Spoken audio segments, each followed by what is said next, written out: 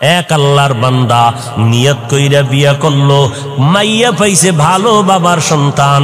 ঘরে আসার পর 1 বছর 2 বছর দুইটা কন্যার মালিক হয়ে গেল, আবার কন্যা আবার কন্যা, এভাবে কন্যা। ওই লোকটা চায় একটা ছেলে, 2টা ছেলে। আমার ঐতিহ্য ধরে রাখবে কে? আমার এই ব্যবসা বাণিজ্যকে ধরে রাখবে।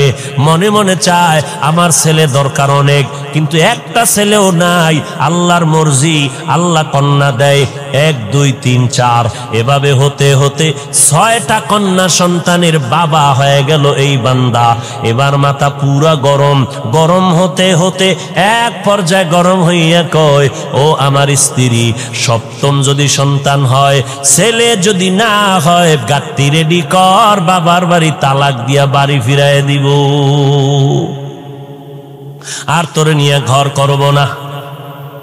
কন্যা সন্তান আমি চাই না, আমি চাই ছেলে, কন্যা দরকার নাই। আল্লাহর বান্দি স্বামীর সাথে কখনো তর্কে জড়ায় না, কারণ স্বামীর পদতলে স্ত্রীর জন্য আল্লাহর রহমত বর্ষিত।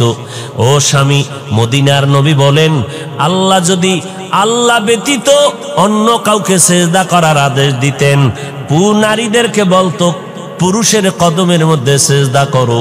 এরে নবীর উম্মতের দল, আল্লাহ ছাড়া আর কাউকে সেজদা করা যেহেতু জায়েজ নাই, এই জন্য কোন নারী স্বামীর কদমে সেজদা করতেও পারবে না। আল্লাহর বান্দা আল্লাহর কাছে বারবার ছেলে চায়, স্ত্রীর সাথে রাগ করে। এরে নবীর উম্মত, আল্লাহর বান্দি কোনো কথা না বলিয়া 5 বেলার নামাজ পড়ে আর আল্লাহর কাছে কান্না করে, ও মালিক, মেহেরবানি করে তুমি আমার স্বামীর হেদায়েতের দরজা খুলে দাও, দিলটা নরম করে দাও, আমার ইজ্জত নষ্ট করবা না। জীবনে বিয়া হইছে মাত্র একটা, আমি মরিয়া গেলে যাব। দ্বিতীয় বিয়ার জন্য মেয়েরা কান্দে না, জাতের মেয়েরা কয় আমার জীবনে বিয়া হবে একটাই, একটা বিয়েই হবে।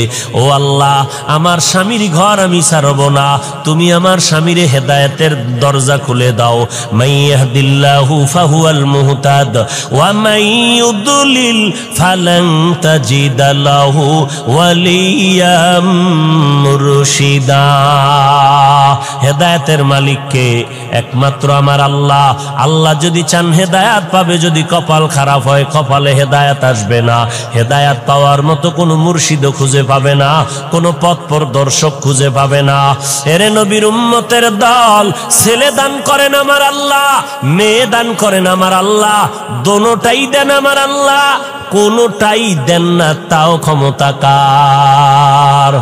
লিল্লাহি মুলকুস সামাওয়াতি ওয়াল আরদ ইয়াহাবু লিমান ইয়াশাউ ইনাসা ওয়া ইয়াহাবু লিমান ইয়াশাউ যুকুর আও ইউযাওয়িজুহুম যুকরানা ওয়া ইনাসা ওয়া ইয়াজআলু মান ইয়াশাউ আকিমা ইন্নাহু আলীমুন কাদির।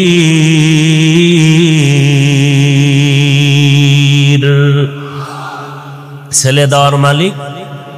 কোন ফিসাব যদি দিতে পারত, কোন তাবিজ যদি ছেলে মেয়ে দিতে পারত, তাহলে এই দেশে নিঃসন্তান কোনো মা থাকতো নি।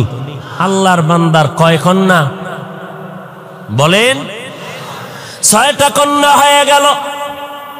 রেড সিগন্যাল লাগায় দিল, 7ম সন্তান যদি ছেলে না হয়, তালাকের আওয়াজ শুনায় দিলাম। আল্লাহর বান্দি স্বামীর সাথে তর্কে জড়ায় না, আল্লাহর দরবারে কান্না করে নামাজ পড়ে। আল্লাহর মর্জি, এবারও একটা সন্তান আসবে দুনিয়াতে, 7ম সন্তান। স্ত্রী ভয় পাইতেছে, এখন তো আল্ট্রাসোনোগ্রামের ব্যবস্থা নাই, কম্পিউটার নাই, ছেলে না মাইয়া কেমনে বুঝি? ও আল্লাহ, আমার স্বামী আমার উপরে সিগন্যাল লাগায় দিছে, ছেলে যদি আসে আলহামদুলিল্লাহ, না আসলে আমার উপরে কঠিন বিচার হবে, বিপদ আসবে। ও দয়ার মালিক, আমার কিছু বলার নাই, তুমি ইজ্জতের মালিক, মেহেরবানি করে তুমি আমার ইজ্জত হেফাজত করে নাও। আল্লাহ বলেন, যেই বান্দা আমাকে ভুলে না, আমি আল্লাহ তাকে ভুলতে পারি না। আমরাও আল্লাহরে ভুলে গেছি, আল্লাহ আমাদের উপরে বিপদ চাপায় দিছে। এরপরও যে চেহারাটা ঠিক আছে, অন্যায় করার পরে একমাত্র মদিনাওয়ালা নবীর উম্মত হওয়ার কারণে। এরে নবীর আশিক উম্মতের দাল, আল্লাহর বান্দি রাতের বেলা কান্নার আওয়াজ, প্রতিদিন কান্না করে, আল্লাহর দরবারে চোখের পানি কবুল হয়ে গেল। ওই সন্তানটা দুনিয়াতে আসার খুব নিকটে সময় যখন ঘনিয়ে গেল, ওই আল্লাহর বান্দা একদিন রাতের বেলা মরণের ঘুম দিছে, এমন হুঁশ নাই। আল্লাহর কুদরতের চাবি ঘুরায় দিলেন। আল্লাহর বান্দি যেহেতু কান্না করছে হেদায়েতের, আল্লাহ হেদায়েতের দরজায় বান্দাকে ডাকতেছে। রাতের বেলা ওই বান্দা ঘুমের ভেতরে স্বপ্নে দেখতেছে কিয়ামতের ময়দান হাজির, কিয়ামতের মাঠ কায়েম হয়ে গেছে। মাঠের মধ্যে মানুষ উলঙ্গ দৌড়ায়, মাথার উপরে সূর্যের গরম, সূর্যের গরমে জমিনটা তামা হয়ে গেছে, দাঁড়ানোর কোনো উপায় নাই। জাহান্নামীরা জাহান্নামের দিকে যাইতেছে। আল্লাহর বান্দা ঘুমের ঘরে স্বপ্ন দেইখা ভয়ে কান্নায় বিভোর হয়ে গেল। কান্না করে বাঁচাও বাঁচাও বাঁচাও, কান্না করে করে করে করে এক পর্যায়ে তার যখন ফয়সালা হয়ে গেল, জাহান্নামে যাও, তুমি জান্নাতের কোনো আমল করতে পারো নাই, আমার হাতের মধ্যে জাহান্নামের হ্যান্ডকাপ লাগাইয়া জাহান্নামের ফেরেশতারা যখন জাহান্নামের দিকে রওয়ানা, আমার চোখে পানি আর কান্নার আওয়াজ, জাহান্নামের দিকে রওয়ানা। যখন আমাকে হ্যান্ডকাপ লাগাইয়া জাহান্নামের ফেরেশতারা জাহান্নামের প্রথম দরওয়াজায় দাঁড়ায় গেল, ভেতরে আগুনের মধ্যে ফেলবে।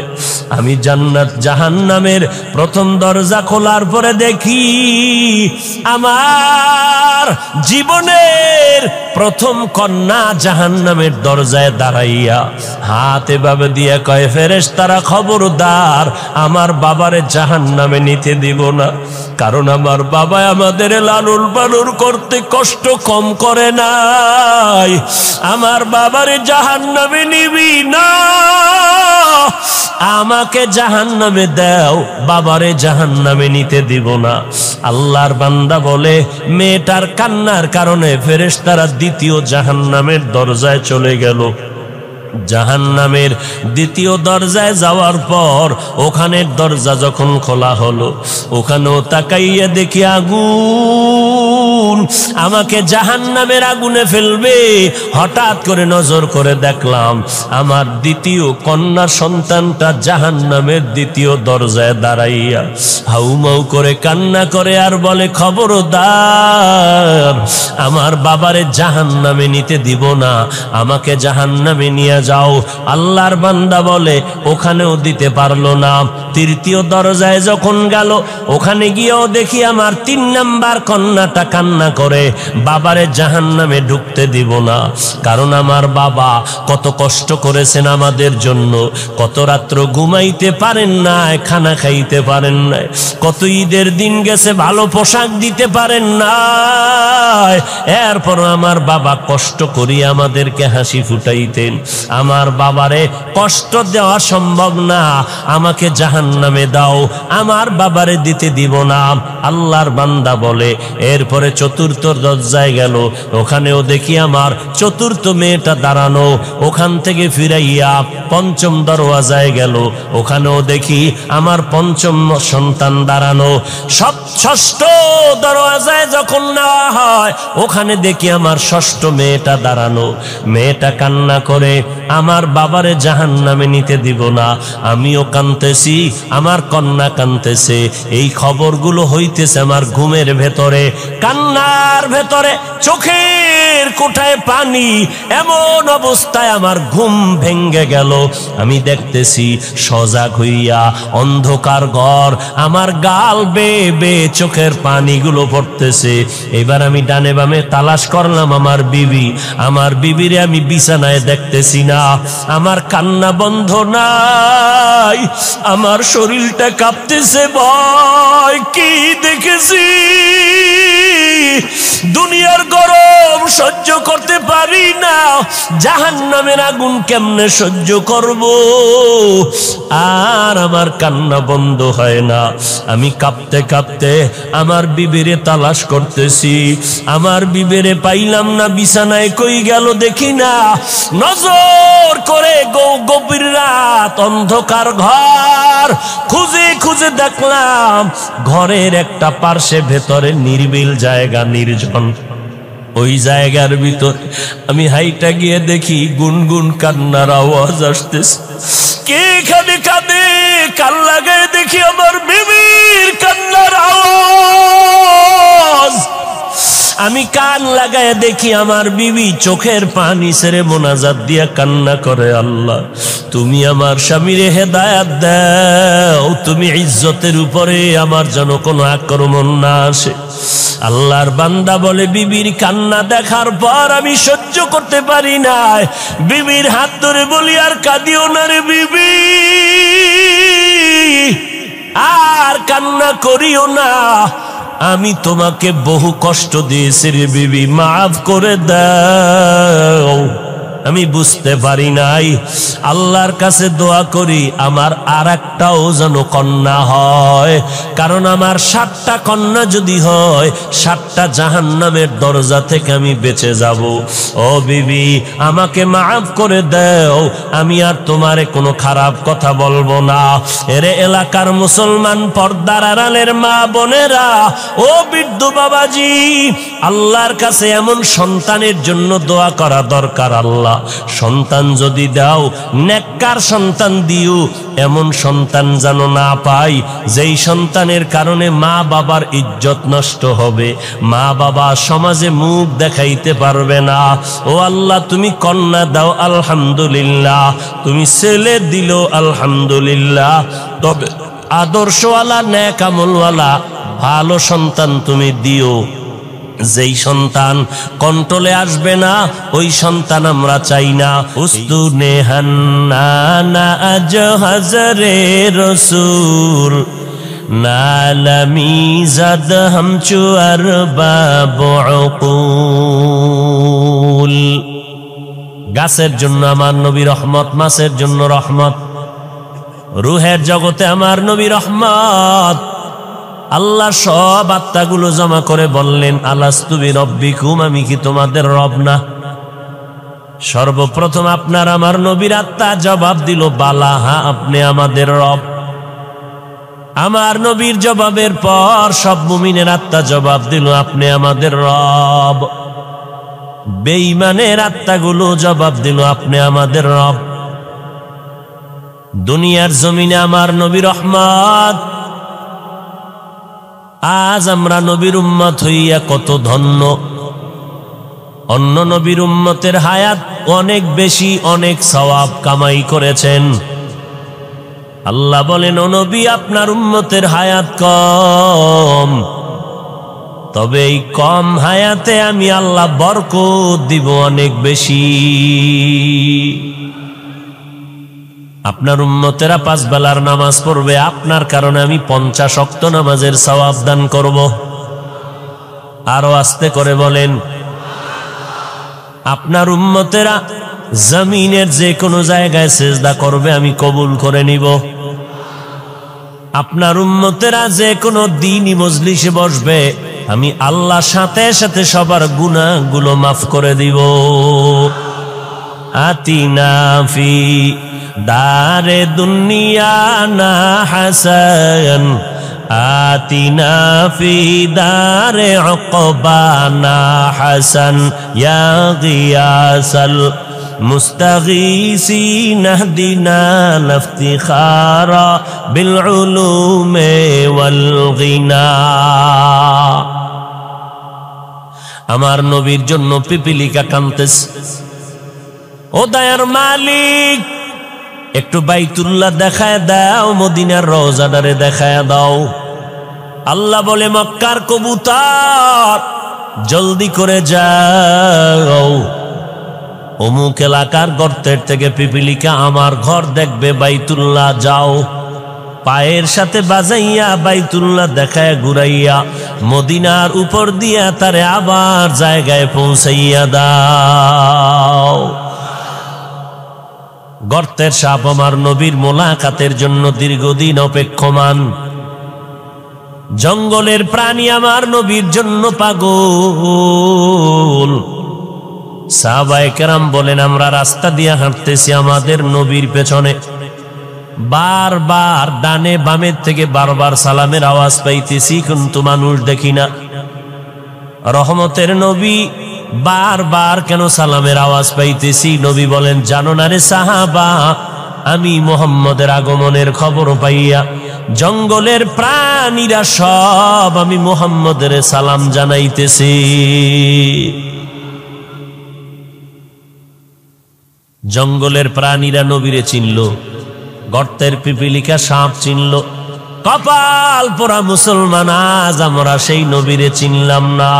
যদি নবীরে চিনতিরে যুবক, বেঈমানের পা চাটা গোলাম হইয়া মাথার চুল কাটিয়া ইন্দুর আর বান্দরের মতো হইতি না।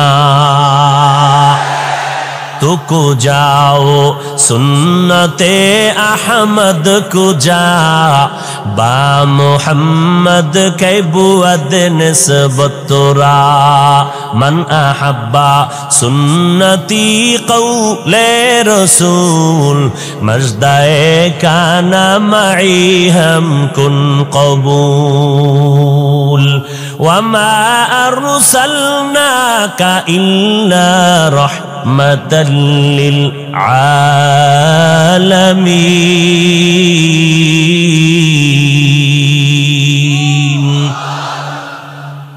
আমার নবী জগৎ সমূহের জন্য রহমত, বেঈমানের জন্য নবী রহমত, মুমিনের জন্য আমার নবী রহমত। পুরুষের জন্য যেমন রহমত, নারীদের জন্য আমার নবী রহমত। আমার নবীকে আল্লাহ বলেন, অন্য নবীর উম্মতেরা মারাত্মক অন্যায় করে করে সীমাটা লঙ্ঘন হলে আমি চেহারাটা পাল্টায় দিতাম, আপনার উম্মতের চেহারাটা পাল্টাবো না, কারণ এরা আমি আল্লাহর মোহাব্বতের নবীর উম্মত, কারণ আমি আপনারে অনেক ভালোবাসি। বলে কেমন? ঈসা নবী আমার আশেক, মুসা নবী আমি আল্লাহর আশেক, ইব্রাহিম নবী আমার আশেক, ইসমাইল নবী আমার আশেক, কিন্তু আমি আল্লাহ হলাম আপনি মুহাম্মদের আশেক। আমার আল্লাহ আমার নবীর আশেক। আমার নবী রাস্তা দিয়ে হাঁটেন, মেঘের খণ্ড ছায়া দেয়, সূর্যের গরম যেন নবীর শরীরে কষ্ট না দেয়। আমার নবীর ঘাম থেকে আম্মা জান আয়েশা বলেন মিশকের ঘ্রাণ পাওয়া যায়। আমরা নবীর ঘামগুলো বোতলের মধ্যে ভরে ভরে রেখে দিতাম, বড় বড় অনুষ্ঠানে আমরা নবীর সে ঘাম আতর হিসাবে ব্যবহার করতাম। মায়ার নবী যেখানে কদম দিতেন ওই জায়গা থেকে দীর্ঘদিন মিশকের ঘ্রাণ পাওয়া যাইত। মায়ার নবী আমার চেহারার মধ্যে এত বরকত আল্লাহ দান করেছেন, মায়ার নবীর চেহারা মোবারকের দিকে একটা নজর দিলে পেটের ক্ষুধা নিবারণ হয়ে যায়। নবী বলেন, আমি এমন একটা সময় মক্কা নগরীর মধ্যে আবির্ভূত হলাম যেই সময় মক্কার মানুষের চরিত্র নাই, পৃথিবীর নিকৃষ্ট খারাপ, এদের জবান বড় খারাপ, এদের আখলাক আদর্শ বড় খারাপ। বাইতুল্লাহর মধ্যে 360টা মূর্তি লাগানো, নারী পুরুষ উলঙ্গ হইয়া চতুর্পার্শ্বে তাওয়াফ করে এবং যৌবনের আদান প্রদান করে, যখন তখন পশুর মতো যৌবনের চাহিদা পূরণ করে, নারীদেরকে তুচ্ছ মনে করে সমাজ থেকে তারা তাড়ায় দেয়। বিধবা নারীর কোনো মূল্য নাই। কন্যা সন্তান যদি জন্ম নেয় সাথে সাথে বাবা লজ্জায় মাথা গুটাইয়া নেয়, সমাজে মাথা উঁচু করে না। আবার কোনো বাবা লজ্জায় পড়িয়া বাধ্য হইয়া কন্যা সন্তানগুলো জ্যান্ত মাটির মধ্যে দাফন করে দিত। আমি নবী রহমতের বাতাস নিয়ে যখন মক্কা নগরীতে আগমন করলাম, আসা মাত্র পরিবর্তন মক্কার জমিনে শুরু হয়ে গেল। মা আমেনা বলেন, মুহাম্মদ যেদিন আমার গর্ভ থেকে জমিনের মধ্যে পদার্পণ করলো, আমি একটা বড় নূরের আলো দেখতে পেলাম। ওই আলোটায় শুধু আমার ঘর আলোকিত হয় নাই, বসরা এলাকা, বিশাল বড় রাজার রাজপ্রাসাদের এলাকা, বহুদূর ওই আলো দিয়ে দেখলাম বসরা পর্যন্ত রাজপ্রাসাদগুলো সে আলোতে দেখা যায়। আর আমার নবী বলেন, আমি যেদিন দুনিয়াতে আসছি, আমি এসে সেজদার হালাতে মাওলা পাকের শুকর আদায় করছি। আমি আল্লাহর শুকর আদায় করে সেজদারত অবস্থায় যখন আসলাম, বাইতুল্লাহর ৩৬০টা মূর্তিও সেজদায় পড়ে গেল। আমি নবী যখন দুনিয়াতে আসছি রহমতের বাতাস নিয়ে, ওই পারস্যের মধ্যে প্রজ্বলিত 1000 বছরের আগুনটা ঠাস করে নিভে গেল। আমি মুহাম্মদ মায়ের গর্ভ থেকে এমন এক সময় জমিনের মধ্যে পদার্পণ করেছি, আমি নবী জমিনের মধ্যে আসা মাত্র ওই আগুন পর্যন্ত নিভে গেল। এরে নবীর উম্মতের দল, আমি নবী আসা মাত্র আমার আম্মা জান আমেনা বলতেছেন, আরে মহিলারা বাচ্চা গর্ভে নিলে কত কান্না, কত ব্যথা, কত কষ্ট। আম্মা জান বলে, আমি কোনো কষ্ট পাই নাই। আল্লাহর নবী বলেন, আমি খতনাকৃত অবস্থায় জমিনের মধ্যে পদার্পণ করেছি। ও নবীর উম্মতের দল, আমার নবী রহমত হইয়া আসলেন। মক্কার মানুষগুলো যেমন একে অপরের সুন্দর দেখতে পারে না, চরিত্রের কোনো ভালাই নাই, আমি মুহাম্মদ আমার আদর্শ দিয়া 13 বছরে মক্কা নগরীর মানুষগুলো স্বর্ণের মানুষ বানায় দিলাম। এমন স্বর্ণের মানুষ আল্লাহ তাআলা ওহী নাজিল করে বললেন, ও পয়গম্বর, অমুক অমুক অমুক সাহাবার আল্লাহ দুনিয়াতে থাকা অবস্থায় জান্নাতের সার্টিফিকেট দিয়ে দিলাম। আপনারা পাইছেন নি জান্নাতের সার্টিফিকেট? বুঝা শুনে বলেন তো, ঘুমের ঘরেও পান নাই? কথা বলেন না কেন ভাই? পান নাই? আর টুকটাক যে আমল টামল করেন, ফাঁকে ফোঁকে নামাজ পড়েন, টুপি পরেন, বিড়ি টানেন, এই যে নামাজ টামাজ যাই করেন, কবুল টবুল হইছে এইরকম কোন সংবাদ ঘুমের ভিতরে আসছে? কোনো গ্যারান্টি পান নাই। তা আমল কবুল হওয়ার গ্যারান্টি নাই, এতেই যদি এত মাস্তানি ভাব নিয়ে চলেন, কবুলের খবর পাইলে কি করতেন?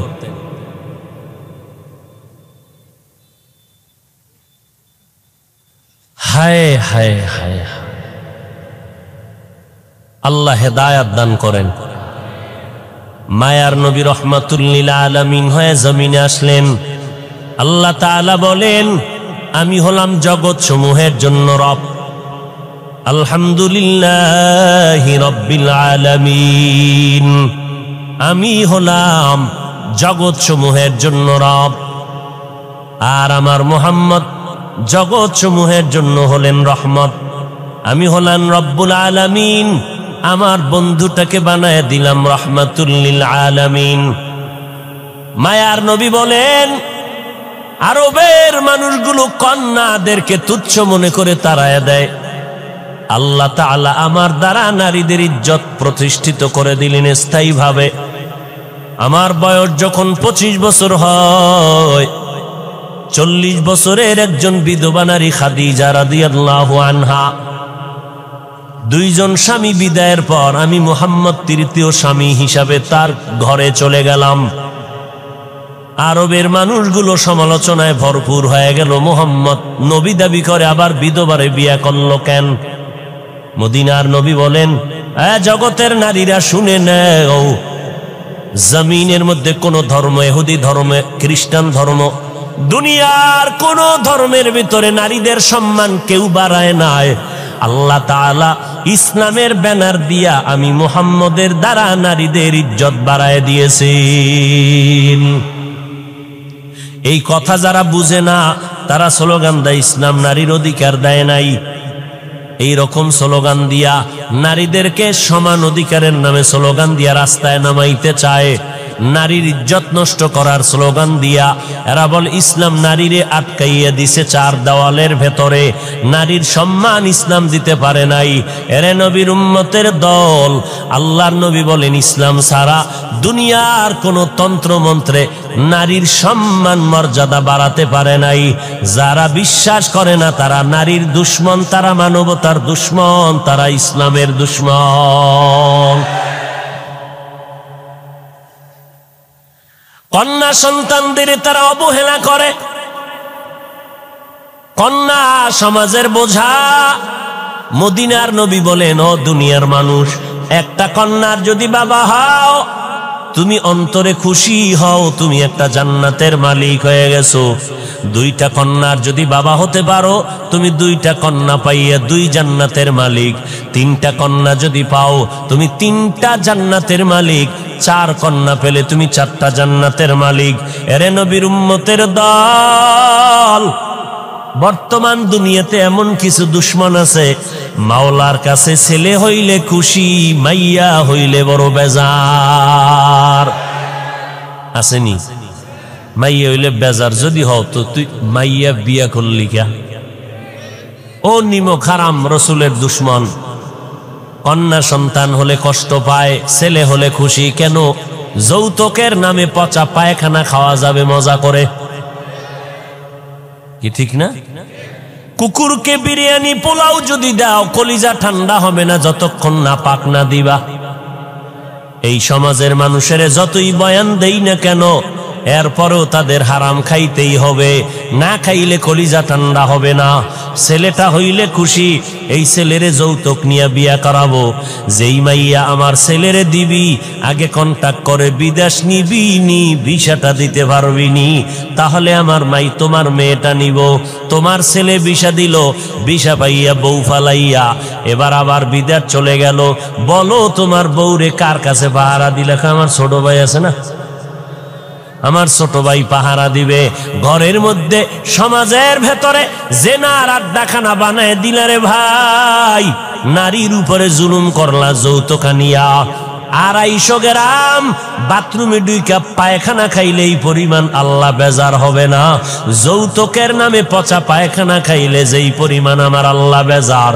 কারণ পায়খানা খাইয়া হালাল সাবান দিয়া কুলি করবি, মুখের গন্ধ চলে যাবে। কিন্তু যৌতুক খাইয়া শ্বশুরের কাদাইলি, শাশুড়ির চোখের পানি ফালাইলি, বউটার উপরে জুলুম করলি। খোদার কসম একবার, আল্লাহর কসম 2 বার, আল্লাহর কসম 3 বার, যৌতুক নিয়ে যারা বিয়া করবি তোদের মরণ পর্যন্ত সংসারে কোনোদিন শান্তি হবে না। শান্তি দেওয়ার মালিক তোমার আব্বা কে? আল্লাহ শান্তি দিবে আল্লাহর সাথে গাদ্দারি করলে। हकीकत से तो दुनिया बेखबर है, दुनिया की नुमाइश पर नजर है। नमी गुयाम के आज दुनिया जुदा बाश, बहर कारे के बाशी बा खुदा बाश। আল্লাহ 2টা হাত দিছে, এটা রশি দিয়া বাইন্দা রাখার লাগি। 2 হাত দিয়া কামাই করবি, বিয়ার আগে বলবি আমি নিজের পায়ে দাঁড়ায় গেছি, শ্বশুরের গোষ্ঠী আয় বিয়া যে করব সেও আমারটা খাবি, তোর মায়েরে খাওয়াবো, শ্বশুর বাড়ির বাবারে খাওয়াবো, 14 গোষ্ঠীরে খাওয়াইয়া রাখবো। কোনোদিন খোটা যেন দিতে না পারো, তোর বাড়ির থেকে খেয়েছি, তোর বাড়ির খাট লাগবে না, আলমিরা লাগবে না, আমি টাকা দিয়া খাট আলমারি চেয়ার সোফা কিনে ফেলবো। তোর বিয়া করার সময় তোর বাবায় যদি স্বর্ণের অলংকারও দিতে না পারে, লাগবে না, আমি নিজে তোর চেইনের ব্যবস্থা করে দিব, স্বর্ণের ব্যবস্থা করে দিব। আমি যদি তোরে লালন পালনের জিম্মেদারি নিতে নাই পারি তো বিয়া করার কোনো সার্থকতা নাই। অতএব আমি একজন পুরুষ, কাপুরুষ না, আমি মদিনাওয়ালা নবীর একজন উম্মত।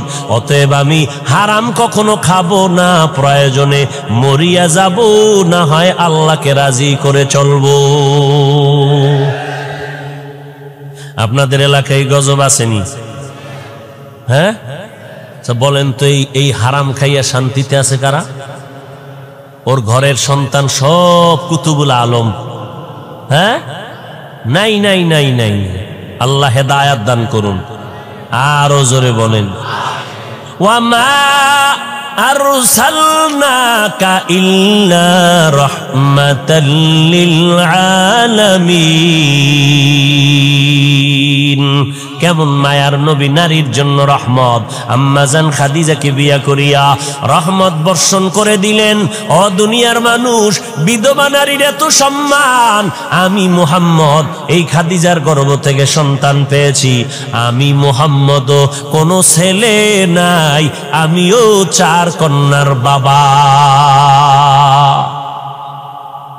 কন্যা হইলে খুশি না বেজার? বাবা খুশি হইও। মনে মনে চাইছিল আল্লাহ একটা ছেলে দিও। মাইজবান্ডারে গেলাম, ওই শাহজালালের মাজারে গেলাম, কত মান্নত করলাম ছেলের জন্য, কত তাবিজ লাগাইলাম, কত পানি ভরা লাগাইলাম, এরপরও ছেলে দিলেন। আরে আল্লাহ, সব আমার কন্যা দিলা কেন? আমার বুঝি বিপদ ঘনায় আসতেছে। আল্লাহর কসম করে বলি রে বাবা, ছেলে হইয়া তোমার হয়তো বা ক্ষতির কারণ হয়ে যেত। কারণ কয়েকদিন আগে তুমি দেখো নাই, মিডিয়ার মধ্যে দেখছো, বাড্ডা থানা, ঢাকার জমিনে বাড্ডা থানায় 2টা বড় বড় সন্তান রেখে বাবায় কোটি সম্পদ রেখে মরে গেল। ওই সন্তানেরা বাবার লাশটা ফালাইয়া বাবার সম্পদ ভাগ বটোয়ারা নিয়ে ঝগড়ায় লিপ্ত হয়ে গেল। সারা দিন রাত চলে গেল, বাবার লাশটা দাফন করার সময় পায় নাই।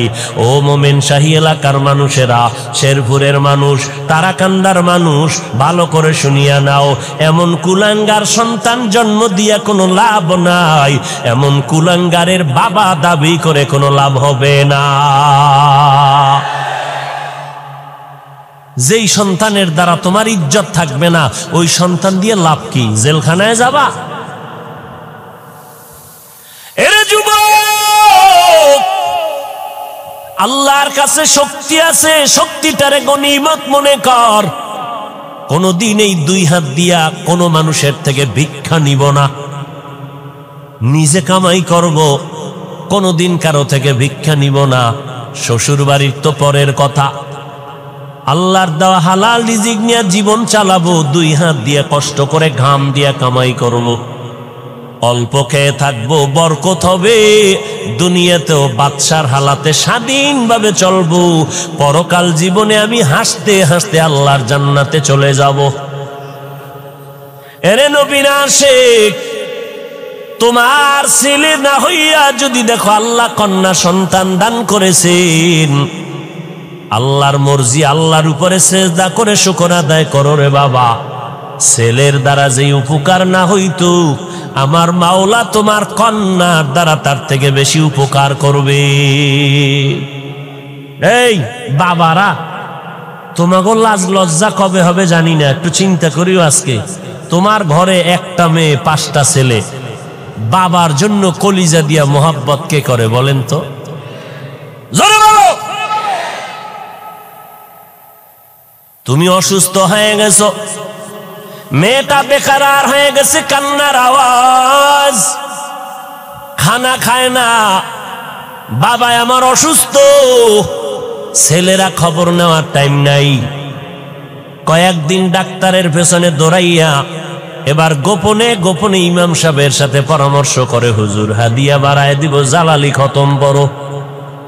বাবারে নেওয়া যায় না, এত টাইম নেই হসপিটালে দৌড়ানোর। এমন একটা খতম পরে দেও যেন বাবায় তাড়াতাড়ি কবরের বাসিন্দা হয়ে যায়। আর মেয়েটা কলিজা ফাটাইয়া কান্না করে, মালিক আমার বাবারে সুস্থ করে দাও। মায়েরে দইরা কান্দে, ভাইদেরকে টেলিফোন করে, ভাই আমার বাবার একটু ডাক্তার কেন দেখাও না, আমার বাবার কান্না সহ্য করতে পারি না, আমার বাবার জন্য কলিজাটা সিরিয়া যায়। এরে নবীর উম্মতের দল, আল্লাহর বান্দা একটা ভালো ঘরের মাইয়া বিয়ে করছে, কিন্তু নিজের অন্তরটা ভালো না। আল্লাহ পাক অনেকের নেয়ামত দেয়, কিন্তু মানুষ ধরিয়া রাখতে পারে না। অনেক কপাল পোড়ার কপালে ভালো ভালো মাইয়া আইসা পড়ে, ভালো বাবার কন্যা, নামাজ ছাড়ে না, স্বামীর খেদমত করে, কিন্তু কপাল পোড়া ওই বউ ধইরা রাখতে পারে না। ও চায় দুনিয়ার গুনাহ নিয়ে চলবে, কিন্তু নেককার নারী পাইয়াও বান্দা খুশি হইতে পারে না, ওর কপাল থেকে নারী চলে যায়। ও এলাকার মুসলমান, এই জন্য মদিনার নবী বয়ান করে বললেন, ও কিয়ামত পর্যন্ত উম্মতের দলেরা তোমাদের যদি সন্তান হয় 7 বছর যখন হবে নামাজের দাওয়াত দাও, নামাজের বয়ান তালিম দিয়া নামাজের মুসাল্লায় দাঁড় করায়া দাও, আস্তে আস্তে বুঝাও। কারণ ছোট থেকে যদি লাইনে না নাও তাহলে বড় হলে আর পারবা না। 7 বছরে তালিম দাও, দাওয়াত দাও। যখন সন্তানের বয়স 10 বছরে চলে যাবে তখন তুমি শাসন করিয়া লাগলেও নামাজের মুসাল্লায় দাঁড় করাও। ও আল্লাহর বান্দারা, এই জন্য অনেক বাবারা রিক্সা চালাইয়া খায়, সন্তানটারে 5, 6, 7 বছরে মাদ্রাসায় দিয়ে দিছে। হুজুরেরা কষ্ট করিয়া ছাত্রটারে লেখাপড়া শিখায়, কোরআন পড়ায়, হেফজখানায় পড়ায়। এখন যদি কোনো মাওলানা কোনো আলেম বলে হেফজখানায় সন্তান দিলে প্রতিবন্ধী হয়ে যাবে, এই সন্তান দিয়া লাভ নাই। বুঝে নাও ওই আলেমের অন্তর বড় খারাপ। এরে নবীর উম্মতের দল, হেফজখানার সন্তান, আমাদের মাদ্রাসা নুরানি মক্তবের সন্তানেরা ছোটবেলার থেকে আদব শিক্ষার্থী, নুরানি মাদ্রাসায় পড়লাম, পাগড়ি বান্দার অভ্যাস ছোটবেলার থেকে করছি বিদায় এখনো পাগড়ি বান্দি। ওই সময় তাহাজ্জুদের অভ্যাস ওস্তাদেরা গড়ায় দিছেন, এখনো তাহাজ্জুদ পড়ি। কারণ ছোট থেকে যদি গড়িয়া না আসতাম এখন আর গড়ার কোনো সময় হতো না। এই জন্য অনেক বাবাদের দেখবেন হুজুরদের কাছে এসে কান্না করে, দোয়া চায়, হুজুর একটু দোয়া করেন, ছেলেটারে আর কন্ট্রোলে রাখতে পারি না।